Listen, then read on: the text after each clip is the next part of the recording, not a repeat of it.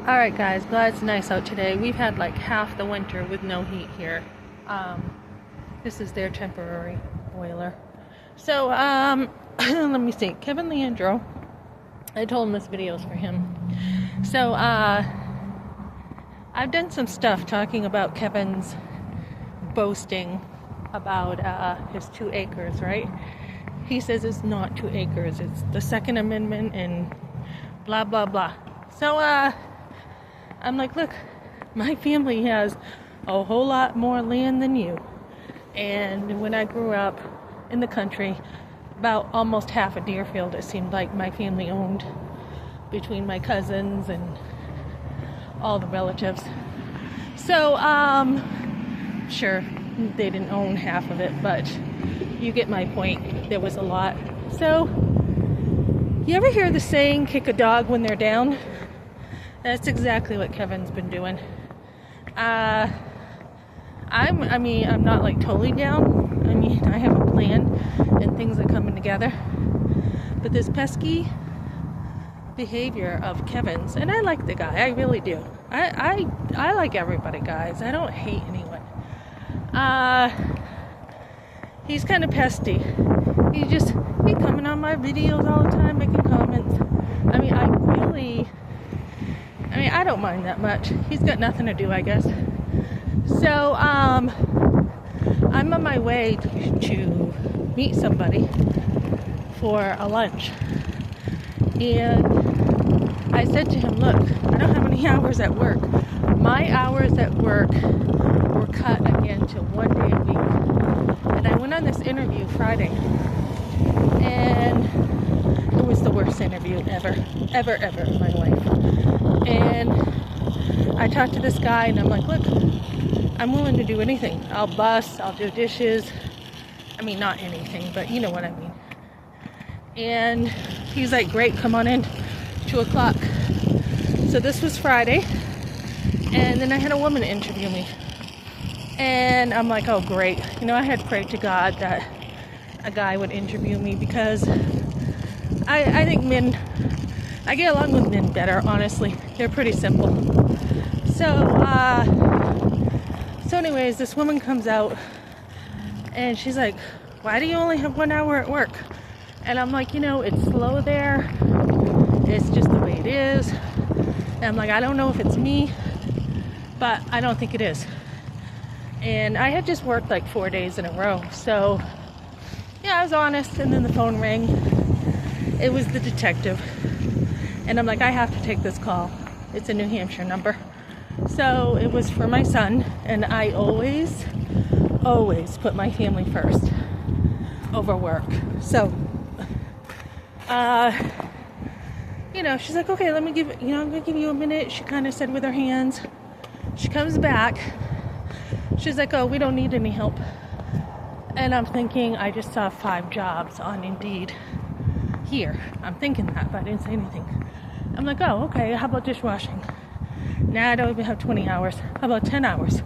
Nope. 1 day? Nope. I'm like, okay. Thinking, I'm not going to argue. Something happened. I'm like, thank you very much. So, I talked to my boss again, and I'm like, hey, is it me? And she's like, no. She's like, we love having you here. It's not you. We're just slow. I'm like, okay. So I'm meeting this person, businessman, for lunch, and I had planned on having the work. So I was honest with him. I'm like, hey. He's like, we're still doing lunch today? I'm like, yeah. I'm like, but let me be honest, and I'm only getting a soda because, I don't have any hours. And he's like, hey, I'm going to buy us lunch. So, it's getting kind of hot. I think I'm going to take my coat off here. But, yeah.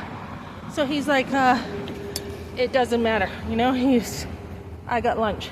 So, I'm like, thank you so much. So, when you have real friends, guys, in your life, as I have many, many people, I just wore like a light coat, guys, and it's still hot.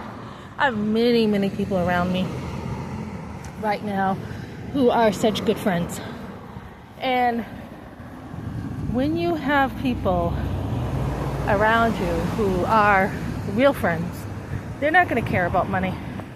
And that's why I was so comfortable saying, look, this is all I'm getting because I don't have any money right now. I mean, I have an income tax coming in, should be in soon, to pay the rent. But if that doesn't come through, I don't have money for rent, guys. So, it's okay because I always find a way. I'll figure it out. But when you're down and out, there's people there always to kick you. Always to kick you. Like, what are you doing here? What'd you do wrong here? How come you don't have this? And you have to block those people out.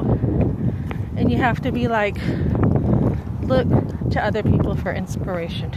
One of the people I look to is Sylvester Stallone. I mean, hearing his story, he was watching a boxing match with Muhammad Ali, totally in despair, totally desperate. And he, that night, like within that night, he made a whole screenplay or, movie. He wrote a whole script for the Rocky movie. So I had my plasma card shut down. I had my overdraft fee shut down. I had my work. I mean, all at once.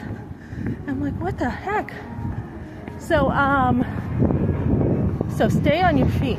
And I have a lot of confidence in who I am because I have gone through so much. And again, when you have nothing, your resilience is what's going to get you through. And I even think of like my son who went into homelessness like 3 or 4 times, okay?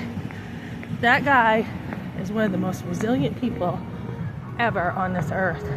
I mean, he told me some story of how he jumped into a lake of some sort, got his foot caught in a life preserver. He was headed to New Jersey, and lifeguards or someone had to help him. That guy has 9 lives, and he is amazingly resilient as well. As well as my son who was in the military. He went through quite a bit, and then my other son who backpacked across the country, he actually had to survive. He got lost. He had, I don't know if lost is the right word, but he didn't quite figure the mileage quite right from the gas station. Needing water, ended up in a desert with no water. Luckily someone came by, helped him. He had to sleep in front of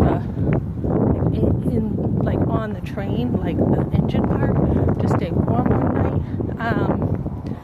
It's part of life, guys. Life, you never know what's going to throw at you. You do everything you can in your power to make things work. But in the end, it's God who takes care of you, honestly. And real friends don't care how much money you have. And that is my message for Kevin.